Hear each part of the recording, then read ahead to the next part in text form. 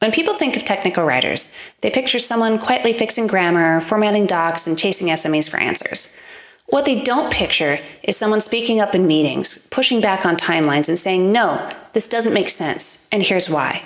But if you want to be a good tech writer, you're going to need courage. Let's talk about it. What courage looks like in tech writing. Courage in this job doesn't mean storming the CTO's office with a flaming laptop, although sometimes tempting depending on your CTO. It means asking the hard questions no one wants to answer, challenging assumptions and naming gaps out loud, telling product or engineering this isn't ready for users yet, and saying, I don't understand this, it makes no sense, and knowing they might not like hearing that. This might not feel like courage, but when you're the only one raising your hand in a sea of silence, that's exactly what it is. Why it's hard, but necessary. Here's the part no one warns you about. You will always be outnumbered, especially at startups. You might be the only tech writer, the only person advocating for the user and documentation, the only one saying, hey, documentation is part of the product too. And you might be doing it with zero official power, no org chart support, and 5 engineers rolling their eyes at you because they're the engineers. You're just a writer. It takes courage to speak up when it would be easier to stay quiet, to advocate for the user when it's not the priority, to ask for time, clarity, or quality when everyone else just wants it shipped ASAP.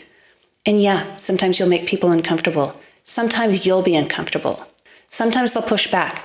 That's when courage matters most. What courage looks like day to day. Everyday courage, the tech writing edition. Courage doesn't have to be dramatic. Sometimes it's subtle. It's asking the stupid question everyone else is too afraid to ask. Disagreeing with your PM or PO, kindly but firmly. Calling out broken onboarding flows. Pointing out the vague error messages that don't help anyone. Saying, this needs to be rewritten, even if the SME wrote it, especially if the SME wrote it. Advocating for the docs in sprint planning every single time.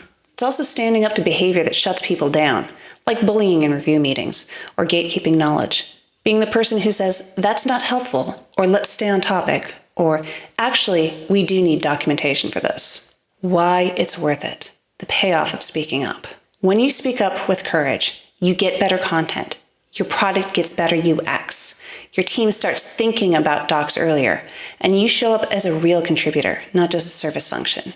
You also build trust, because people might not always like your questions, but they'll learn to rely on your honesty, clarity, and attention to detail. You're not just a writer, you're a watchdog, a translator, an advocate, and yeah, a little bit of a rebel. Share your story of professional courage in the comments. Let's learn from each other. So, if you want to be a great tech writer, get brave. Speak up. Ask the uncomfortable questions. Be the one who cares, even when it's not convenient. That's how you make great docs. That's how you protect your users. And that's how you grow in this field. Like, subscribe, and hit the bell icon for more tech writing truths no one puts in the job description. This has been Technical Writing Uncensored. I'm Diana Payton. Stay brave. Peace out.